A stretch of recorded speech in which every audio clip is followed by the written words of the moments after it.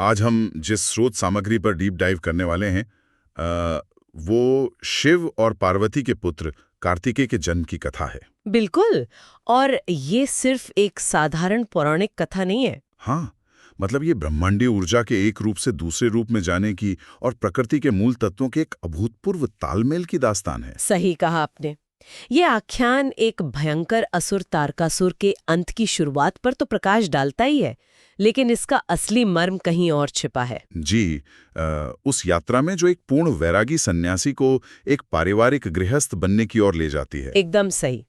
इस कथा के भीतर सृष्टि के बुनियादी तत्वों का जो योगदान है, जैसे अग्नि, जल और पृथ्वी, वो इसे केवल एक जन्म की घटना से उठाकर एक ब्रह्मांडीय प्रयोग बना देता है। तो चलिए इसे थोड़ा विस्तार से समझते हैं। इस पूरी गाथा की शुरुआत ही एक ऐसे दृश्य से होती है जो किसी को भी अचंभे में डाल सकता है। आप विवाह प्रसंग की बात कर रहे हैं ना?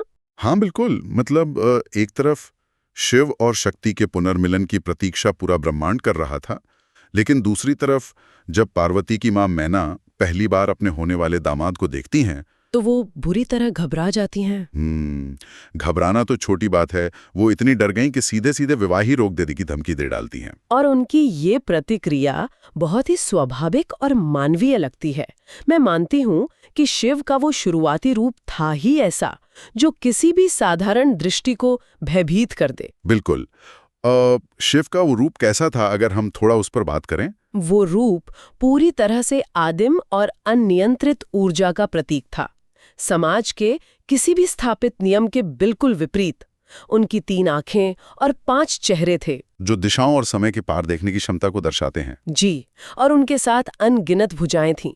सबसे बड़ी बात, वो किसी सजे धजे राजसी रथ पर नहीं, बल्कि एक साधारण बैल की सवारी करते हुए विवाह मंडप में पहुंचे थे। और श्रृंगार के नाम पर स्वर्ण या मणियां नहीं थी। नहीं, बिल्कुल नहीं। उनका श्रृंगार जीवित और फुफकारते हुए सांपों से हुआ था। बाप रे, मतलब उनकी जटाएं इतनी विशाल थीं कि वे किसी दीमक की पुरानी बाम्बी जैसी लग रही थी। बाघ की खाल लपेटी हुई थी पूरे शरीर पर, शमशान की राख मली हुई थी और वो भांग के गहरे नशे में मग्न थे। सोचिए जरा, किसी भी माता के लिए जो अपनी पुत्री का सुखमय भविष्य चाहती है, ऐसे अघोरी स्वरूप को देखकर घबराना तो लाजमी है। यहाँ मायना का वो डर केवल एक माता का डर नहीं है, वो समाज और सांसारिक व्यवस्था का डर है।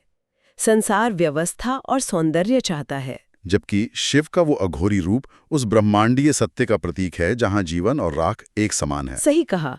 लेकिन इस कथा का पहला सबसे महत्वपूर्ण मोड़ तब आता है जब शिव अपनी उस आदिम अवस्था से बाहर निकलने का निर्णय लेते हैं। जी, उन्होंने अपने उस भयाभय रूप को त्याग कर एक नया स्वरूप धारण किया, और उस रूप ने पूरी तरह से ब्रह्मांड को रोशन कर दिया।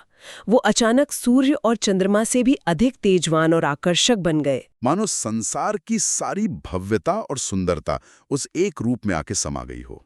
और इस रूपांतरण को देखकर मैना की आंखों से खुशी के आंसू छलक पड़े। हाँ, उन्होंने तुरंत अपनी दृष्टि की कमी के लिए क्षमा मांगी। अगर हम इसे बड़े परिदृश्य से जोड़कर देखें तो ये सिर्फ वेशभूषा का बदलाव नहीं था, ये दर्शन के स्तर पर शिव का शंकर बनना था। यानी एक वैरागी सन्यासी का गृहस्थ बन जाना। बिल्कुल। एक वैरागी की ऊर्जा हमेशा भीतर की ओर मुड़ी होती है, लेकिन एक गृहस्थ की ऊर्जा संसार के सृजन के लिए बाहर बहती है। पूरी सृष्टि एक नई शुरुआत का जश्न मना रही थी, क्योंकि तारका नामक असुर के अंत के लिए उसी सृजन ऊर्जा की जरूरत थी। लेकिन यहाँ कहानी वाकई बहुत दिलचस्प हो जाती है। हाँ, देवताओं की बेचैनी के कारण। बिल्कुल। देवता तारका के बढ़ते पापों के कारण धैर्य खो रहे थे। इसी जल्दबाजी में उन्होंने अग्निदेव को कैलाश पर्वत भेज दिया। देवताओं ने अग्नि को संदेशवाहक चुना क्योंकि अग्नि देवताओं का मुख माने जाते हैं, लेकिन वो पहुंचे ऐसे समय में जो अत्यंत निजी था। जब अग्नि वहां पहुंचे तब शिव और पार्वती एकांत में प्रेम मिलाप में थे, और अग्नि के अचानक वहां आने से दोनों अलग हुए।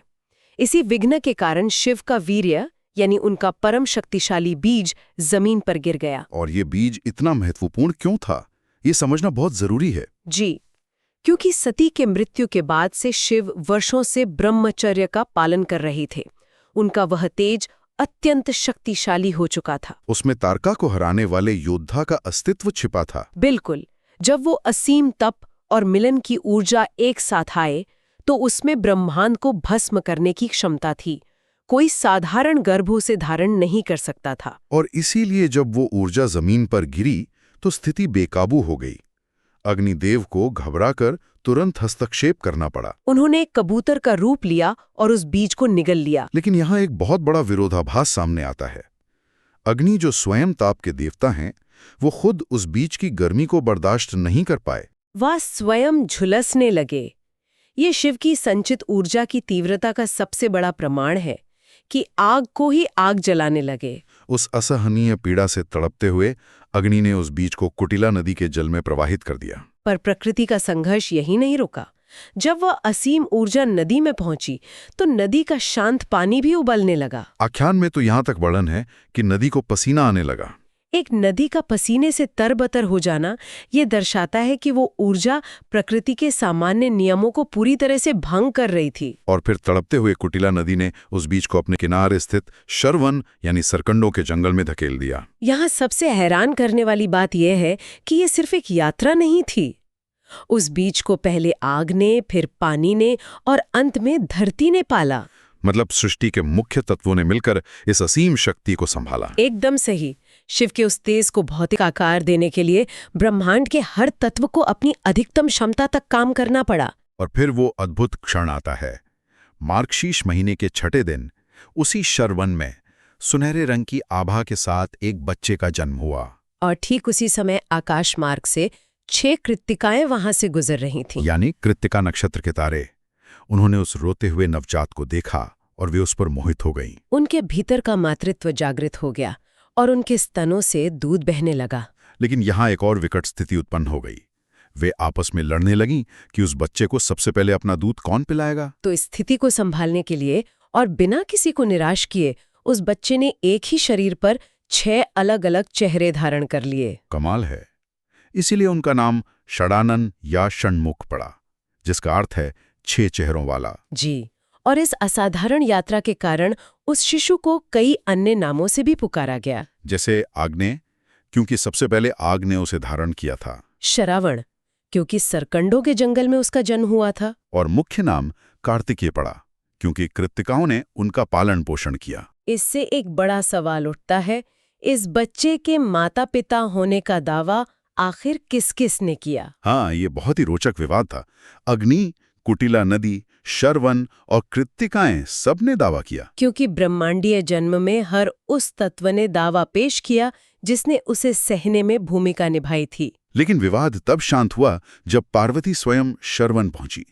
जब उन्होंने उस बच्चे को अपनी बाहों में लिया तो उसके 6 चेहरे मिलकर फिर से एक हो गए। और स्वर्ग में देवताओं ने इसका भारी जश्न मनाया। कार्तिकेय को देवताओं का सेनापति घोषित कर दिया गया। उन्हें महासेना की उपाधि दी गई। उन्होंने मोर को अपनी सवारी और मुर्गे को अपने ध्वज के रूप में चुना। मोर जो सांपों का शत्रु है। जी, जो समय और अहंकार पर नियंत्रण का प्रतीक है। और मुर्गा जो अंधेरी रात के बाद नए सवेरे की घोषणा करता है। तारकासुर की अंधेरी रात का अंत और जन्म के मात्र 7 दिन बाद ही उस नन्हे योद्धा ने कैलाश की चोटियों से गरज कर कहा, तारका, मैं आ रहा हूं। 7 दिन के एक शिशु द्वारा दी गई ये चुनौती इस पूरी यात्रा का चरम बिंदु है। तो इन सब का आखिर क्या मतलब है? ये पूरी कथा हमें क्या बताती है?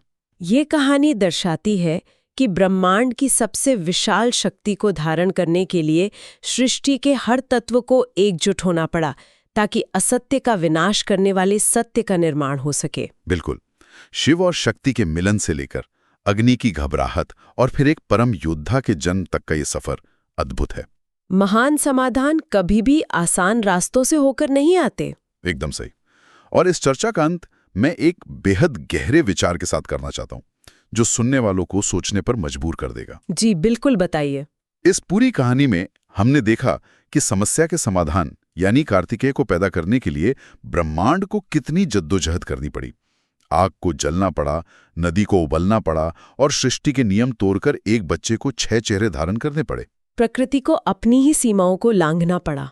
तो अगर केवल समाधान के निर्माण के लिए इतने असीम ब्रह्मांडीय सहयोग और सीमाओं को तोड़ने की आवश्यकता थी, तो जरा सोचिए वो समस्या यानी असुर तारका असल में कितना खूंखार और शक्तिशाली रहा होगा। ये वाकई एक ऐसा विचार है जो इस महायुद्ध की भयावहता की ओर इशारा करता है। बिल्कुल। और इसी विचार के साथ हम आज की इस डीप डाइव को यहीं विराम देते हैं।